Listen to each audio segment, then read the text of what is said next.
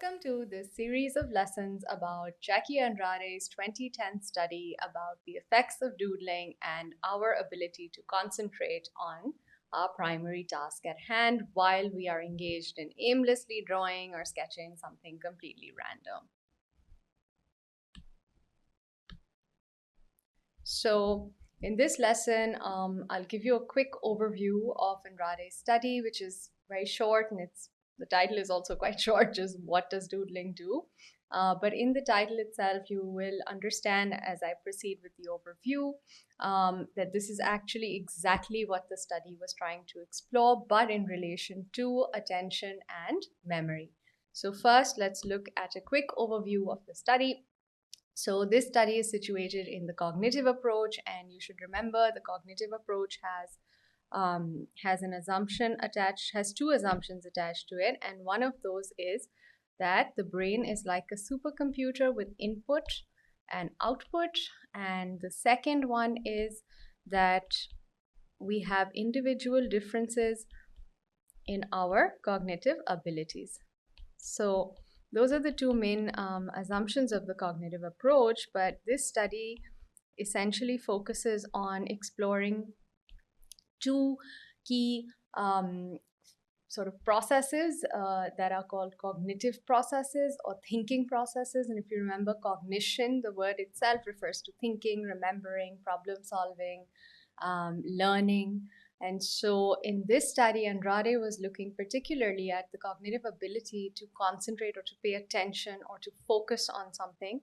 And so attention and its relationship to memory, because when you obviously look at something and you focus on it and you concentrate on it, then you are more likely to remember it in the longer term. And we'll talk a little bit more about these two processes in detail up next when we look at the key terms. But in the context of Andrade's study, she was zeroing in on how this action of doodling, right?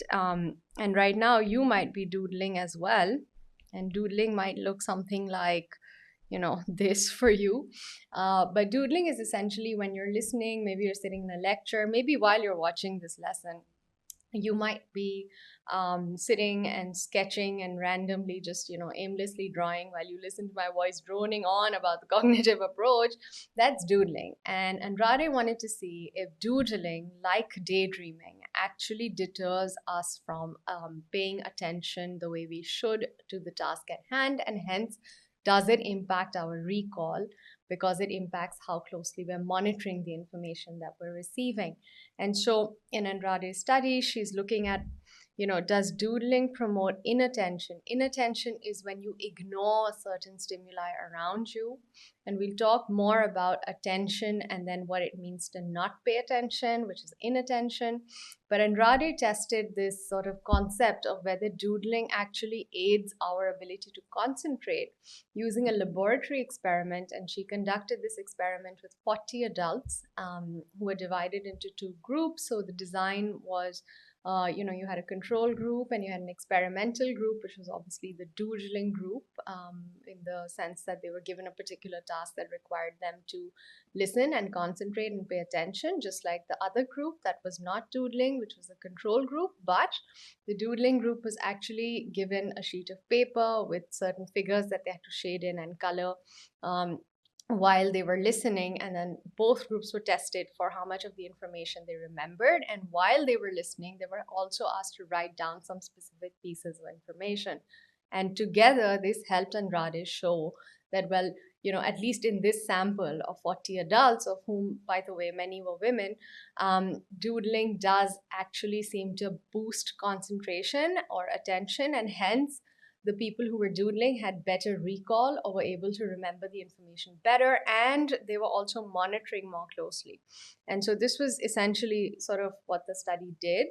And now we'll go on to look at some of the key terms that you may come across as we proceed through our series of lessons on this. And the first one is obviously cognition, which I was talking about just now.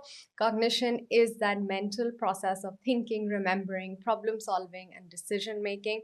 And when you're talking about all of these, you will probably realize that you are always also talking about memory, and you're talking about attention.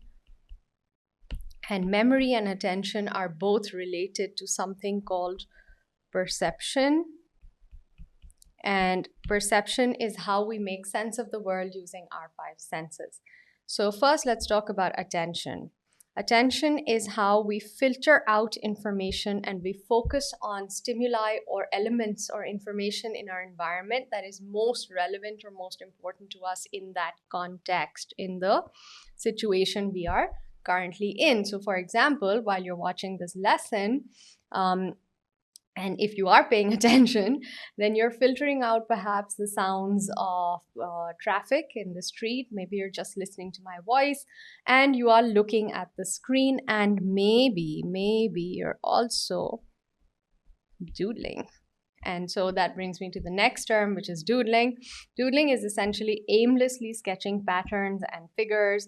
And doodling has nothing to do with whatever the primary task is. So for example, right now, your primary task is to look at this video, to listen to this video, and to understand from this lesson what Andrade's study was doing, broadly speaking. And so that's what doodling is. Daydreaming, which was mentioned earlier, is essentially when your mind wanders, right? So if right now, as I'm talking, you find yourself thinking about what you're going to eat for dinner and how delicious it's going to be, and maybe you're going to cook for yourself, and maybe you're going to eat some pasta, some pizza, that's your mind wandering. You're kind of daydreaming, and maybe your daydreams are more exciting because maybe you're thinking about your next vacation. But essentially, when you're daydreaming, it means that you're bored, right? And when you're bored, essentially you cannot focus or concentrate or pay attention to what's happening outside. Hence, you start thinking about other things in your imagination. And that's what it means by attention shifting inward. And obviously, if your attention is now shifted inward, whatever the primary task is, such as making sense of this lesson, that performance is impacted because you're no longer focused on the external stimuli around you. Then you come to cognitive load. It essentially, the technical definition is that your working memory, which is your short-term memory, is being used when you are making sense of the world around you. And the reason your working memory is used when you're making sense of the world around you is because, as I mentioned earlier, perception, your five senses provide a lot of information to your brain. And remember, the cognitive approach assumes the brain is like a supercomputer. And so through perception, or those five senses, information filters through into your short-term memory. Your short-term memory is then used to make sense of that information a little bit more, and then it may or may not be transferred to your long-term memory. So the effort involved there is the cognitive load. So for your purposes, just remember that whenever I'm talking about cognitive load, I'm talking about the mental effort involved. Quick pause. If you're finding value in this explanation, there's so much more to discover at Alt Academy, where we break down every A-level concept with the same clarity. Now back to the video lesson. So that's a little bit more. Now we'll talk more about exactly how memory works. And before the processes are discussed, it's important for you to understand, first of all, encoding is all of that information from your five senses is perceptual information, right? So five senses, you have auditory information, you have visual information, you have tactile or touch-based information, for instance, and those pieces of information are then coming into your brain, and the process of encoding is how that information is organized and then placed within short-term memory. Now, if this is a little confusing, maybe think about it this way. You see this stick figure. And when you see this stick figure, you're thinking, well, what is this? And your brain then makes sense of what you're seeing and tells you it's a stick figure. Now, whether you remember this stick figure or not, that comes later. But you will essentially have this stick figure in your working memory or your short-term memory. So just remember that little piece. And then from the short-term memory, if this stick figure, let's say, is very significant to you because it's the cutest stick figure you've ever seen, and this is how you're going to make sense of the concept of memory, then it goes into storage. And storage, essentially, as defined here, is how you actually retain, meaning you remember encoded information over time. And then imagine that you're in a new situation where somebody asks you, well, how did you make sense of the memory model? And you say, oh, there was a stick figure involved. That's retrieval. That's basically when you are taking out all that encoded information from your storage, which is your long-term memory. So there's a difference between short-term memory and long-term memory. And when we talk about the study, we'll explain this in a later lesson in more detail. But essentially, the whole definition of memory is these three processes of encoding and then storage and then retrieval, where all of that together is referred to as our memory. So this memory is the sum of these cognitive processes. And remember that attention or concentration plays a role in what you remember and what you forget, because some information gets passed from short-term memory to long-term memory, but some information does not get passed to long-term memory. Now, the last piece here is incidental memory. This is also important because this was one of the things that Andrade was accounting for in her experiment. And it's an important concept because while you're listening to me explain how attention is so important for your memory, you may also be wondering, well, sometimes I remember things that I didn't really want to remember or wasn't trying to remember. So there's always going to be information that we say is unconsciously encoded, because remember that yes, the brain is a supercomputer, but there is so much information that is coming at us from everywhere, from all angles, at all times, that the brain is actually encoding all of that information, and some of that encoded information and that's happening automatically. Some of that encoded information just gets stored in our brain. So for example, you may not be focusing on what color the t-shirt is that your friend is wearing today, but a week later, you'll be like, oh, you're wearing the same t-shirt today again. And that is incidental memory. You didn't make a conscious effort to remember, but now you do remember because it just got unconsciously, automatically encoded in your brain. So these are some of the most important sort of terms, or the key terms that you should remember as we move through our lessons. And so next, we're going to start now with what was the psychology being investigated in Andrade's study. And remember that this study is housed within the cognitive approach. And as such, as part of the cognitive approach, that means that this study is looking at the role of cognitive processes or how they work in different situations. And so the first piece that you can talk about when you're trying to explain the psychology being investigated is the cognitive process of attention.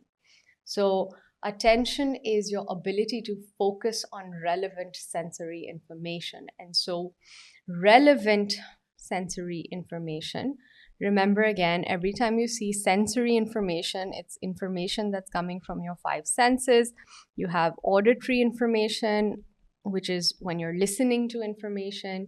You have visual information, which is obviously when you are looking at something. You have tactile information, which is the sense of touch. So when you touch a rough surface, recognizing it as a rough surface, paying attention to it as a rough surface, that's sensory information. And then tactile information. And then you have olfactory information. Olfactory refers to smell. So anything that you smell is part of that sense perception. And then the last of the five senses is taste. And so when you taste something, it tastes good. then that is obviously a piece of sensory information. If it tastes bad, that's also a piece of sensory information. But attention is how we focus on relevant sensory information.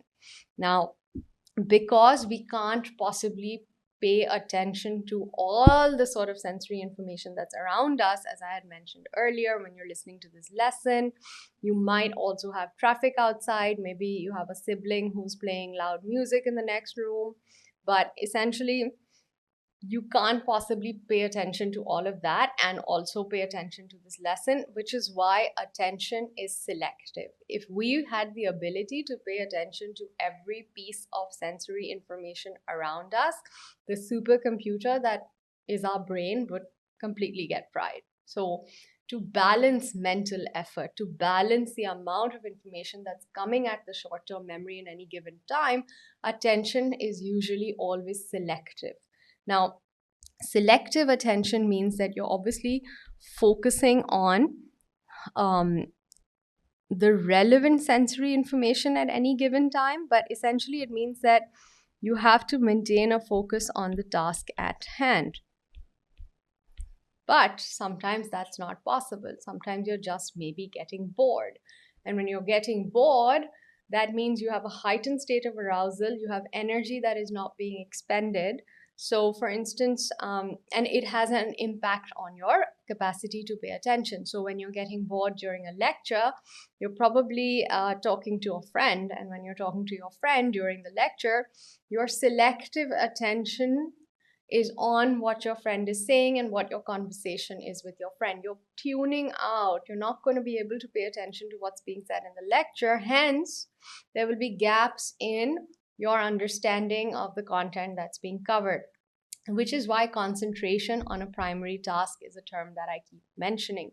Because if you want to focus on a task at hand, on the primary task, then that is selective attention, meaning that you have to ignore other information that is not relevant, right? So relevant is really an important piece of attention, or rather relevant sensory information. So when you're driving a car, you must pay attention to the road. That's relevant. You must pay attention to, for example, check your rear view mirror to see if there are cars coming from behind. Check your side mirrors to see if there are cars approaching from the side. Somebody's trying to overtake you. If you're texting, for example, your attention, your selective capacity for attention is now on the device that's in your hand. And when you're looking at the device, you're not looking at the road, you're not looking at the side mirror, you're not looking at the rear view mirror. And you are then more likely to have a car accident. So there are real life consequences also of where we focus and where we pay attention. But this is one of the main concepts within psychology that Andrade was studying. The next concept is memory that I've talked about very briefly earlier. So remember that encoding is the process of making sense of the information that is received, which is your sensory input. And so your sensory input comes into your sensory memory, and then from there it's encoded. And when this encoding is happening, the important pieces, the relevant, the new information, that's what is being made sense of. Once the information has been organized and made sense of, then it goes into your short-term memory. And it goes into your short-term memory or your working memory, it's further encoded and then put into long-term storage. Now, this secondary process of encoding, you might be wondering, well, if I've already made sense of the information, if encoding has already happened, why does it need to happen again? It needs to happen again because whatever this information is that has been encoded here, at this point, will then get matched to existing information in your long-term memory, and that's where you make connections between things, and that's how you essentially start to remember them for the longer term. So for instance, if you see this stick figure, you might remember this lesson on the overview and introduction in the psychology being investigated by Andrade. But it's a little piece of sensory information, that you may or may not remember. But There is a difference again between consciously remembering something. So you might be watching this lesson and consciously trying to remember the 3-step process of memory by Atkinson and Shiffrin from 1968. But it's important for you to know that this 3-step process, when it was introduced, did not cover this concept of incidental memory. But now we do account for incidental memory, which is where we remember things without a conscious effort. It's an example might be when you listen to some music on the radio and then you find yourself humming it later. That's incidental memory. You probably weren't consciously trying to remember the tune, but it got encoded and it came into your working or short-term memory, and something about it might have transferred to your long-term memory. And so maybe a month later, you're humming something and you just can't place it, but you know you've heard it. Incidental memory, things you remember without trying to remember them. So, I always say this, the human brain is like this really beautiful giant machine. And I'm always so impressed by how much information the brain can remember and recall and pay attention to. And so much of it is automatic. It's just, I think, one of the biggest gifts of being human is to have this amazing, amazing brain. But that's also me being like a psychology nerd. So I'll move on now. So this relationship between concentrating or concentration and doodling is the third concept within psychology that Andrade was exploring. So boredom, as I have mentioned a little bit earlier, is when all of your senses are in a heightened state of arousal, but you're not getting enough stimulation from the world outside you. And so when you're bored, that's when you're more likely to shift inward because your external environment is not offering you enough stimulation. So daydreaming is also called the spontaneous state of consciousness. Being conscious is being aware, but when we talk about the word consciousness in psychology, we define it a little more broadly. And we say that there are different states of consciousness. So for example, when you're sleeping, that's a different state of consciousness. And so daydreaming is a spontaneous state of consciousness, of awareness, where without even realizing it, you've got your mind wandering. So it's not intentional. It's a product of your being bored. So when you're bored, your mind will wander. You'll think about vacations. You'll think about what you're going to wear at your school farewell. I don't know, whatever floats your boat. But when you're bored, you're going to daydream. And when you're daydreaming, the performance on whatever the task is that you're supposed to do gets affected. Now, Andrade felt that doodling could actually mean that attention is enhanced because that increased arousal, where you're not getting enough stimulation from the external environment, that can be addressed if you're doing something that's a low cognitive load activity, like, if you're just drawing aimless flowers and hearts, or like a cat. I really like animals, so you're going to see a lot of like animals in these lessons. Sorry, it's a very ugly cat. But anyway, so when you're doodling, it's a way of increasing your focus and increasing your attention, is what Andrade thought. Why? Because when you're doing something that's low mental effort and still providing you some sort of stimulation, it helps you to focus on the actual task at hand, even if that task is a boring task. And that is why she felt that doodling can actually boost your performance on the primary task, because it deals with that heightened state of arousal and it prevents you from daydreaming. And so these were the 3 key pieces that Andrade was covering, where she was like, okay, we have attention on the one hand, right? And attention and memory are so closely related because whatever we pay attention to, and here again I'll repeat, attention is defined as what we focus on in terms of the sensory information that we're getting. And so when you pay attention to something, then it is in your short-term memory, and from your short-term memory, if it is information that is very significant to you, or it's information that is important to you in some way, you're then going to put it in your long-term memory. But she was trying to figure out what are the ways in which our capacity to pay attention can be improved. And for her, the important, or rather the way in which attention and hence concentration or focus can be enhanced, especially when you're confronted with a very boring task, is to start doodling. So to improve attention, she felt doodling would be helpful. And this wasn't maybe just because she likes doodling herself. It was because doodling is a lower mental effort task. So because doodling requires lower mental effort or has a lower cognitive load, it will not take away from your performance on the primary task, but it will keep you engaged in the external environment and prevent you from mind wandering or daydreaming. So this is essentially what she was covering in this study. Hey there! If you found this A-level psychology lesson helpful, why don't you head on over to ultradian.org, where you can sign up for the full A-level psychology course. In addition to psychology, we offered 7 other A-level subjects. Thousands of students have already taken the leap. What are you waiting for? I want to see you there.